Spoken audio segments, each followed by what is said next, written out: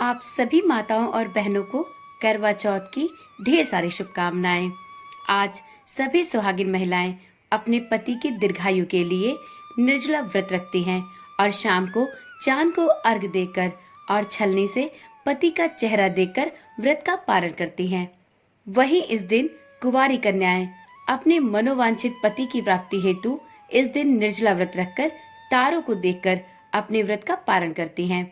आज की वीडियो में हम करवा चौथ से संबंधित 2 कथाओं का श्रवण करेंगे। करवा चौथ पर माता करवा चौथ की 2 कथाएं पढ़ना शुभ माना जाता है। सिर्फ एक कथा नहीं पढ़नी चाहिए। 2 कथाओं से करवा चौथ की व्रत कथाएं पढ़ने का नियम पूर्ण होता है। ज्यादातर महिलाएं करवा चौथ पर सिर्फ साहूकार की कहानी पढ़ती हैं, जबकि करवा चौथ पर या किसी भी व्रत में एक कथा नहीं सुननी चाहिए। जोड़े में कथा पढ़ना शुभ माना जाता है।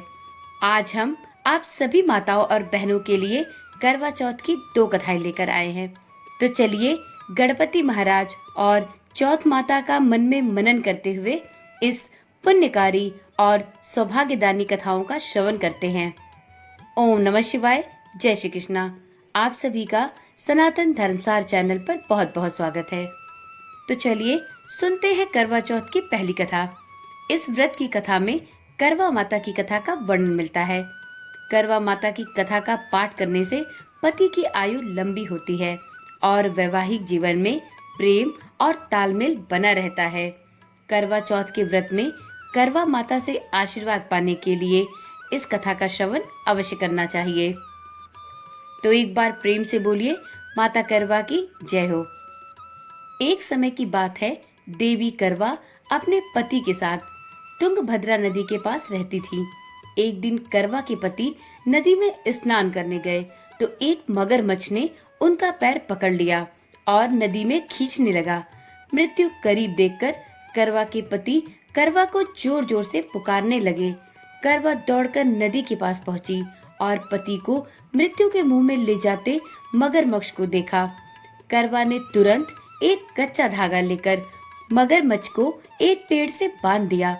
करवा के सतीत्व के कारण मगरमच्छ कच्चे धागे में ऐसा बंधा कि टस से मस नहीं हो पा रहा था। करवा के पति और मगरमच्छ दोनों के प्राण ही संकट में फंसे थे। करवा ने यमराज को पुकारा और अपने पति को जीवन दान देने और मगरमच्छ को मृत्युदंड देने के लिए कहा। यमराज ने कहा, मैं ऐसा नहीं कर सकता क्योंकि अभी मगरमच्छ की आयु शेष है और तुम्हारे पति की आयु पूर्ण हो चुकी है। क्रोधित होकर करवा ने यमराज से कहा, अगर आपने ऐसा नहीं किया तो मैं आपको श्राप दे दूंगी। करवा के श्राप से भयभीत होकर यमराज ने तुरंत मगरमच्छ को यमलोक भेज दिया और करवा के पति को करवा के सतीत्व की वजह से जीवन दान मिला। इसलिए करवा चौथ के व्रत में सभी सुहागिन स्त्रियां करवा माता से प्रार्थना करती हैं कि हे करवा माता, जैसे आपने अपने पति को मृत्यु के मुंह से वापस निकाल लिया, वैसे ही आप मेरी भी सुहाग की रक्षा करना। तो एक बार प्रेम से बोलिए, करवा माता की जय। मित्रों, करवा माता की तरह ही सावित्री ने भी कच्चे धागे से अपने पति को वट वृक्ष के नीचे लपेट रखा था। कच्चे धागे में लिपटा प्रेम और विश्वास ऐसा था कि यमराज सावित्री के पति के प्राण भी अपने साथ लेकर नहीं जा सके थे। सावित्री के पति के प्राण को यमराज को वापस लौटाना पड़ा और सावित्री को यह वरदान देना पड़ा कि उसका सुहाग सदैव बना रहेगा और लंबे समय तक दोनों ने साथ में जीवन यापन किया। इसी प्रकार से जो भी सुहागिन महिलाएं करवा चौथ का व्रत पूरे विधि विधान और सच्ची श्रद्धा भक्ति के साथ करती हैं, उनको उनके पति के दीर्घायु और उत्तम स्वास्थ्य का वरदान माता करवा से अवश्य प्राप्त होता है। तो चलिए अब सुनते हैं करवा चौथ की दूसरी कथा। एक साहूकार के 7 लड़के और एक लड़की थी। साहूकार के बेटे अपनी बहन से बहुत प्रेम करते थे। साहूकारनी के साथ उसकी बहुओं और बेटी ने चौथ का व्रत रखा था। चौथ का व्रत चांद देखकर ही खुलता है। रात को जब साहूकार के लड़के भोजन करने लगे तो उन्होंने अपनी प्यारी बहन से भोजन के लिए आग्रह किया। इस पर बहन ने बताया कि आज उसका करवा चौथ का व्रत है और वह भोजन चंद्रमा को अर्घ देकर ही करेगी। और यह कहकर बहन बिना कुछ खाए पिए वहां से चली गई।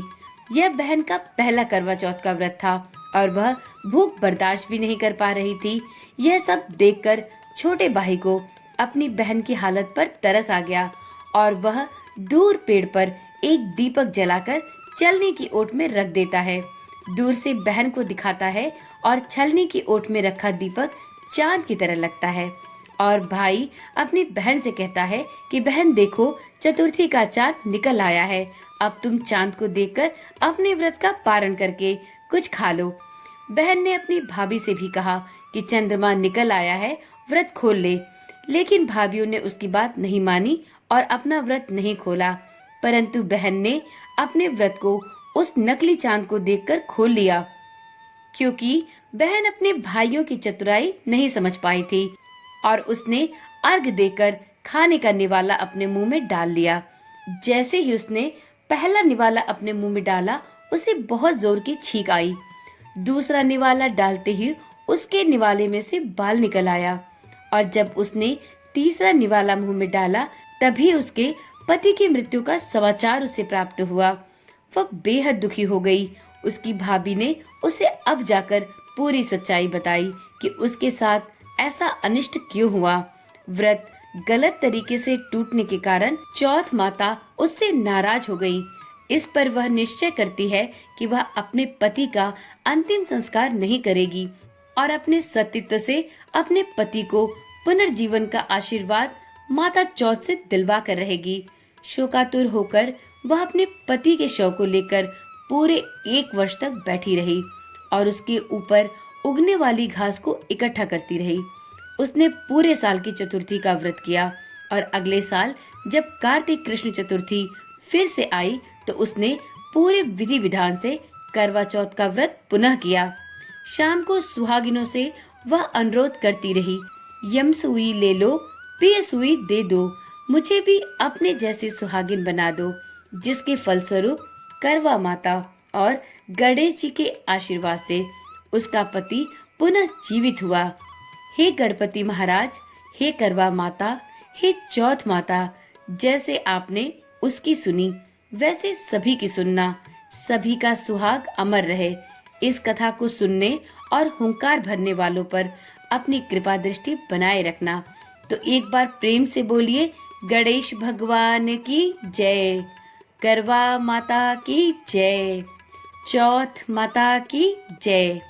आप सभी का करवा चौथ का व्रत भली भांति संपन्न हो और ईश्वर आपके पति को लंबी आयु और उत्तम स्वास्थ्य प्रदान करे। इसी आशा और विश्वास के साथ इस वीडियो को, इस कथा को यहीं पर समाप्त करती हूँ। फिर मिलते हैं एक नई वीडियो, एक नई जानकारी के साथ। तब तक के लिए ओम नमः शिवाय, जय श्री कृष्णा, राधे राधे।